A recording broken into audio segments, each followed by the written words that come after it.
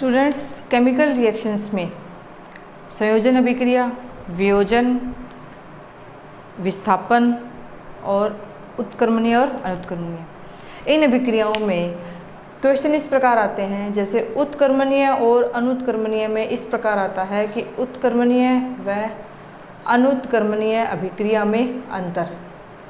इनमें क्या पूछा जाता है? अंतर।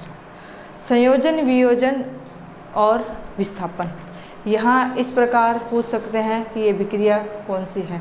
अभिक्रिया को कंप्लीट भी कीजिए और अभिक्रिया का नाम बताइए। ये अभिक्रिया है, अभिक्रिया को कंप्लीट कीजिए और अभिक्रिया का नाम बताइए। इसी प्रकार अपघटन में H2O है, यहाँ लिख देंगे विद्युत अपघटन और कंप्लीट कीजिए। इस प्रकार यहाँ तक हमने जो टॉपिक देखा है उसमें ऐसे क्वेश्चन पूछे जाते हैं।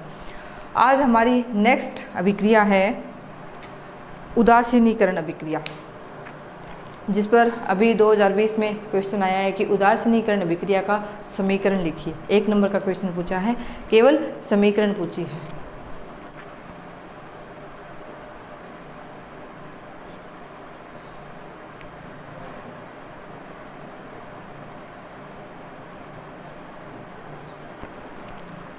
उदासीनीकरण अभिक्रिया प्रबल अम्ल और प्रबल क्षार, प्रबल अम्ल और प्रबल क्षार को जब मिक्स किया जाता है, मिलाया जाता है, तो क्या बनता है? लवण प्लस जल। प्रबल अम्ल हमने देखा HCl और क्षार है NaOH या आप क्या लें KOH की अभिक्रिया करवाते हैं तो हमारे पास लवण बनता है NaCl और यहाँ क्या बनता है? H2O। उदासीनीकरण का मतलब है कि यहाँ प्रबल अम्ल है, यह क्या होता है? पूर्णतः आयनित, और प्रबल क्षार भी क्या है? पूर्णतः आयनित। इस प्रकार आयनों का वियोजन होता है और ये सभी आयन इस प्रकार अभिक्रिया कर विलयन को पूरी तरह से क्या बना देते हैं? उदासीन। क्या बना देते हैं? उदासीन। विलयन के हमने 3 टाइप देखे हैं। विलयन हो सकता है अम्लीय, उदासीन या क्षारीय। हम इस अम्लीय, उदासीन और क्षारीयता का पता किस प्रकार लगाते हैं? pH के आधार पर। और pH क्या होती है?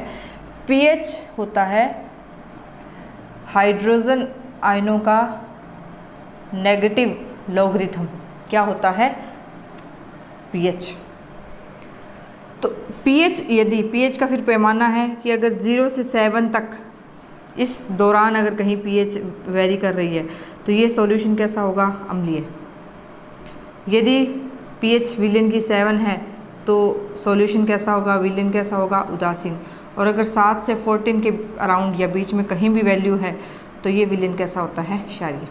इसी आधार पर हम बताते हैं विलयन की अम्लीय, उदासीन और क्षारीय। जब हमने प्रबल अम्ल और प्रबल क्षार को ही मिलाया है उस दौरान क्या होगा? सभी का प्रबल पूरी तरह से आयनन होगा और ये विलयन कैसा होता है? उदासीन। यदि हम क्या करें? प्रबल अम्ल और क्या लें? दुर्बल क्षार, इन दोनों से जब हम विलयन बनाएंगे, अभिक्रिया तो ये भी उदासीनीकरण होगी, लेकिन जो इससे यहाँ विलयन बनेगा उसकी pH क्या होगी? 7 से कम होगी। 7 से कम होगी, इसका मतलब है कि ये विलयन कैसा होगा? अम्लीय।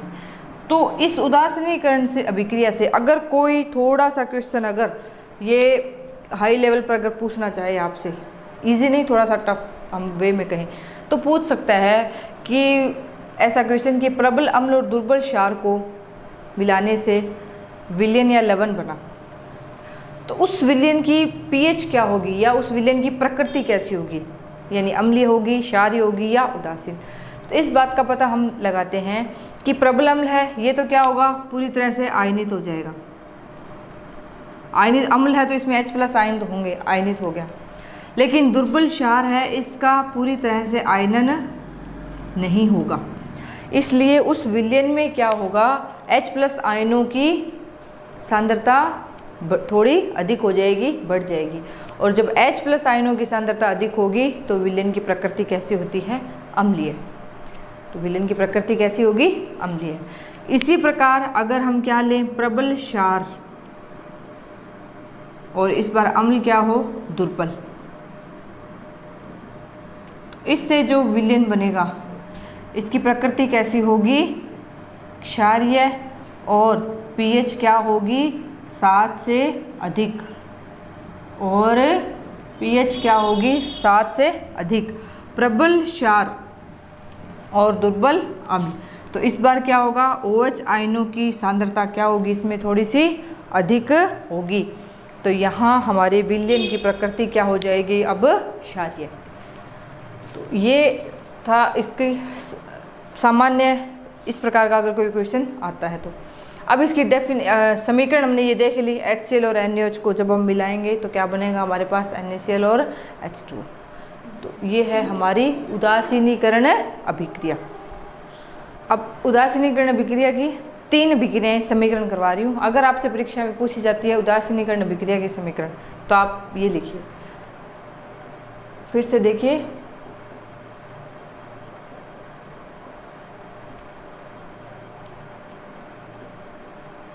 प्रबल अम्ल, प्रबल क्षार,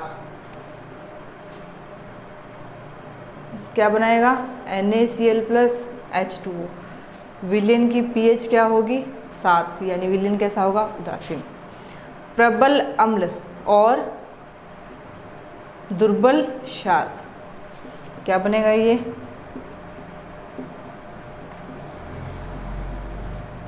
विलयन की pH क्या होगी, 7 से कम। तो प्रकृति कैसी होगी इसकी, अम्लीय, और ये कैसा होगा, उदासीन।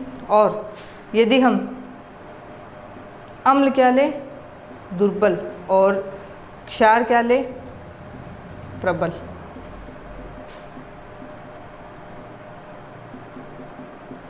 तो हमारे पास pH क्या होगी, 7 से ज़्यादा, और प्रकृति क्या होगी इसकी, क्षारीय। ये यहाँ है उदासीनीकरण अभिक्रिया, यहाँ इस प्रकार कंप्लीट होती है। ये तो पहचान हो गई। ये लेसन 5th में हमने देखा है, प्रबल अम्ल, प्रबल क्षार, दुर्बल अम्ल, दुर्बल। आपको कहा था 2 एग्जाम्पल याद करेंगे हम कि प्रबल अम्ल है जैसे HCl हाइड्रोक्लोरिक अम्ल, H2SO4 सल्फ्यूरिक अम्ल। अगर हम देखें प्रबल क्षार तो NaOH और KOH, और दुर्बल अम्ल अगर हम देखें तो दुर्बल अम्ल में हमने क्या देखा अभी, CH3 COOH या H2CO3। दुर्बल क्षार तो यहाँ आ जाएगा अमोनियम हाइड्रोक्साइड, कैल्शियम हाइड्रोक्साइड। इस प्रकार के 2 एग्जाम्पल आपको याद करवाए थे कि प्रबल अम्ल, प्रबल क्षार, दुर्बल अम्ल, दुर्बल क्षार। तो ये उदासीनीकरण अभिक्रिया यहाँ कंप्लीट होती है। आगे है नेक्स्ट,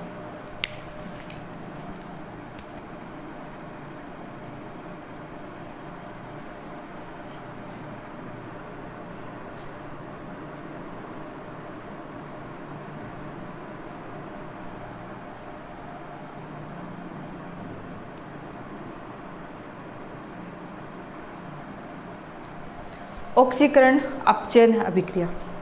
यह अभिक्रिया 5 स्टेप में करनी है। आज मैं यहाँ आपको इसका केवल अति महत्वपूर्ण केवल 1 स्टेप आज करवाऊँगी, और 4 स्टेप इसके हम नेक्स्ट क्लास में देखेंगे। तो ऑक्सीकरण और अपचयन दोनों हम एक साथ ही देखते हैं। ऑक्सीकरण की हम पहले जो अवधारणा या परिभाषाएं पढ़ रहे हैं, इसका आधार हम ले रहे हैं इलेक्ट्रॉनिक या इलेक्ट्रॉन के आधार पर। पहला आधार हम क्या पढ़ रहे हैं, इलेक्ट्रॉन के आधार पर। हम इसके 5 बेस देखेंगे।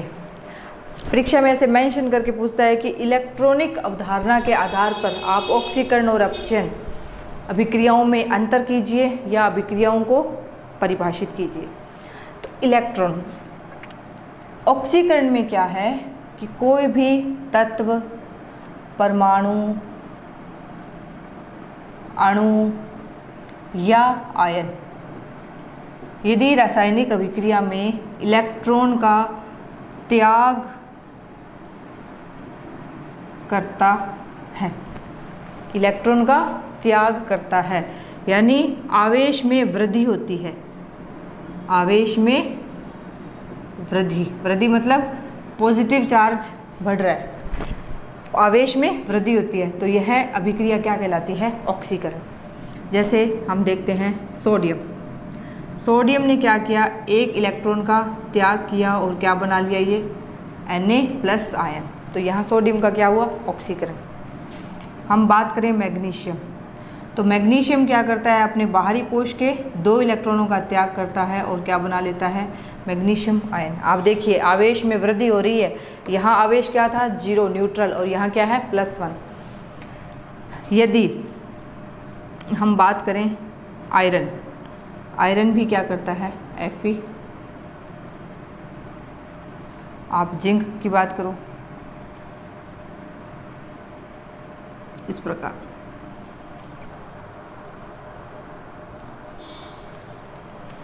या हम देखें कि Cl- है,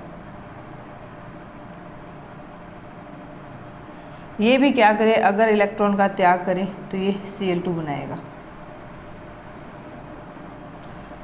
आप देखिए आवेश में वृद्धि, वृद्धि का मतलब माइनस से 0, 0 से प्लस, वृद्धि को हम ऐसे पहचानेंगे, या तो किसी परमाणु या आयन पर नेगेटिव चार्ज है वो उदासीन हो रहा है, इसका मतलब भी क्या है कि आवेश में वृद्धि होना, और अगर उदासीन से पॉजिटिव आ ही रहा है तो इसका मतलब भी क्या है? आवेश में वृद्धि होना। तो यहाँ Cl- है, माइनस है, यहाँ क्या बन गया? ये उदासीन। कैसे बना उदासीन? कि इसने अपने 2 इलेक्ट्रॉनों का त्याग किया है, तो ये किस में चेंज हो गया? Cl2 में। तो ये हमारे पास एग्जाम्पल हैं ऑक्सीकरण के। इसी आधार पर हम देखते हैं अपचयन। अपचयन में क्या होगा? कोई भी तत्व है, परमाणु है, अणु है या आयन, क्या करता है? इलेक्ट्रॉन ग्रहण करता है, इलेक्ट्रॉन ग्रहण करता है, तो क्या कहलाती है यह अभिक्रिया? अपचयन अभिक्रिया। या हम क्या देखेंगे, इसमें क्या होगी? आवेश में कमी। क्या होगी इसमें? आवेश में कमी। जैसे हम पहला ही इसका एग्जाम्पल लेते हैं कि क्लोराइड है, ग्रहण करना है, एक इलेक्ट्रॉन ग्रहण करेगा तो क्या बन गया? Cl-। आप देखिए उदासीन था, उदासीन से नेगेटिव, इलेक्ट्रॉन में कम, आवेश में क्या आ रही है? कमी। तो यहाँ ये कौन सी अभिक्रिया है? अपचयन अभिक्रिया। या हम जैसे अभी ये इसी अभिक्रिया को अगर हम ऐसे उल्टा लिख दें कि जैसे मैग्नीशियम आयन थे और इन्होंने क्या किया? 2 इलेक्ट्रॉन को ग्रहण किया, तो क्या बना लेगा ये? मैग्नीशियम। +2 से, अब देखिए रिवर्स हो रहा है, ये 0 या 0 से नेगेटिव, इस प्रकार। तो ये कौन सी अभिक्रिया हो गई? अपचयन अभिक्रिया। जैसे हम बात करें Fe+3 है, एक इलेक्ट्रॉन अगर ग्रहण करेगा तो क्या बना लेगा? Fe+2। आप देखिए आवेश में कमी आ रही है, +3 से +2 हो गया, +2 से 0 हो गया, तो ये कौन सी अभिक्रिया है? अपचयन अभिक्रिया। ऑक्सीकरण और अपचयन किसी भी रासायनिक अभिक्रिया में दोनों एक साथ भी होते हैं, और ऐसी अभिक्रिया को हम क्या कहलाते हैं? क्या कहते हैं? रेडॉक्स। रेडॉक्स अभिक्रिया। इसका एक बहुत ही ब्यूटीफुल एग्जाम्पल देखिए आप। जैसे हम बात करें जिंक, किसके साथ अभिक्रिया करवानी है? CuSO4। तो यहाँ क्या बनेगा? ये ZnSO4 + Cu। ध्यान से देखिए आप, इसे मैं क्रिया विधि या 2 स्टेप में इसे पूरा करके दिखाती हूँ। यहाँ क्या हुआ? पहले जिंक का यहाँ क्या होता है? ऑक्सीकरण। क्या होता है? ऑक्सीकरण। क्या बनाता है ये? Zn+2 2 electron. तो इस अभिक्रिया में क्या हुआ? यहाँ जिंक का क्या हुआ? ऑक्सीकरण। कॉपर क्या करता है? 2 इलेक्ट्रॉन को ग्रहण कर क्या बना लेता है? Cu। तो यहाँ से यहाँ इसका क्या हुआ? अपचयन। क्या हुआ? अपचयन। तो ऐसी रासायनिक अभिक्रियाएं जिनमें ऑक्सीकरण और अपचयन दोनों एक साथ चल रहे हैं या हो रहे हैं, तो ऐसी रासायनिक अभिक्रिया क्या कहलाती है? रेडॉक्स। अब ये ऑक्सीकरण और अपचयन जब एक साथ हो रहे हैं तो इनमें क्या है, एक और कंसेप्ट या दो टर्म्स और आपको यूज़ करनी है। एक तो आता है अपचायक, एक टर्म ये है, और एक है टर्म ऑक्सीकारक।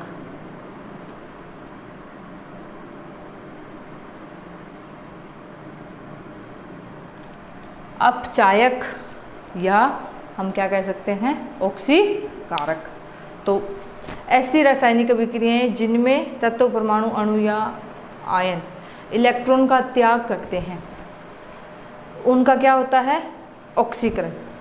लेकिन वो व्यवहार किसकी तरह करते हैं? अपचायक की तरह। व्यवहार किसकी तरह करते हैं? अपचायक की तरह। और ऐसे परमाणु या आयन जिनका क्या होता है? अपचयन, और वो किसकी तरह व्यवहार करते हैं? ऑक्सीकारक की तरह। यहाँ हम दो विकर्मक देख रहे हैं, अपचायक और ऑक्सीकारक। इलेक्ट्रॉन त्याग करता है, इन्हें क्या है? रासायनिक अभिक्रियाओं में एज ए अभिकर्मक या अभिकर्मक टर्म्स दी जाती है कि ये कैसा है? अपचायक। क्या मतलब है इसका? इलेक्ट्रॉन का त्याग करने वाले अभिकर्मक क्या कहलाते हैं? अपचायक। ये इलेक्ट्रॉन का त्याग कर खुद तो क्या होंगे? ऑक्सीकृत, और अभिक्रिया में इन्हीं के साथ जो दूसरा अभिकारक है उसे ये क्या करते हैं? अपचयित। उसे क्या करते हैं? अपचयित।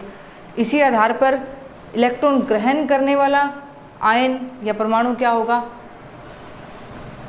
अपचयित होगा, और जिससे ये इलेक्ट्रॉन ले रहा है उसे ये क्या करेंगे? ऑक्सीकृत। तो यह है अभिकर्मक की प्रकृति कैसी होती है? ऑक्सीकारक। तो आप ध्यान रखें, इलेक्ट्रॉन का त्याग करने वाले या निकालने वाले अभिकर्मक कैसे होते हैं? अपचायक। और इलेक्ट्रॉन को ग्रहण करने वाले अभिकर्मक कैसे होते हैं? ऑक्सीकारक। यानी ऐसी रासायनिक अभिक्रियाएं जिसमें किसी परमाणु या आयन का क्या हो रहा है?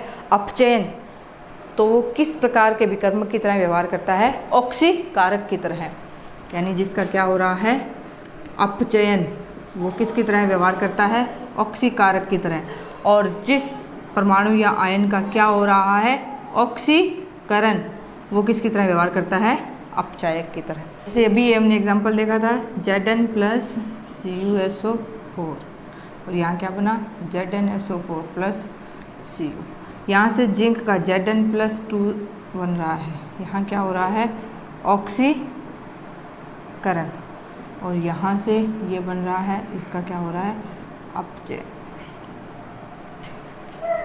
ऑक्सीकरण हो रहा है, ये अभिकर्मक किसकी तरह व्यवहार करेगा? अपचायक। यहाँ अपचायक। और अपचयन हो रहा है, ये किसकी तरह व्यवहार करता है? ऑक्सीकारक। यानी यहाँ कॉपर ने क्या किया है? जिंक का ऑक्सीकरण करवा दिया। तो ये किसकी तरह व्यवहार कर रहा है? ऑक्सीकारक। और यहाँ जिंक किसकी तरह व्यवहार कर रहा है? अपचायक की तरह। जिंक किसकी तरह व्यवहार कर रहा है? अपचायक।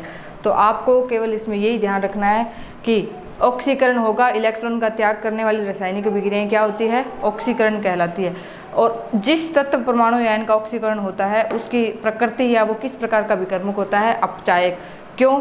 क्योंकि ये सामने वाले जो भी इसके साथ दूसरा अणु या आयन होगा उसको क्या कर देता है? ये अपचयित।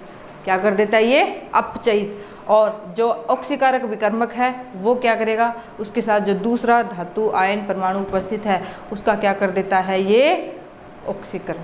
तो ये है हमारी यहाँ ऑक्सीकरण अपचयन अभिक्रिया का एक टाइप कंप्लीट हुआ है।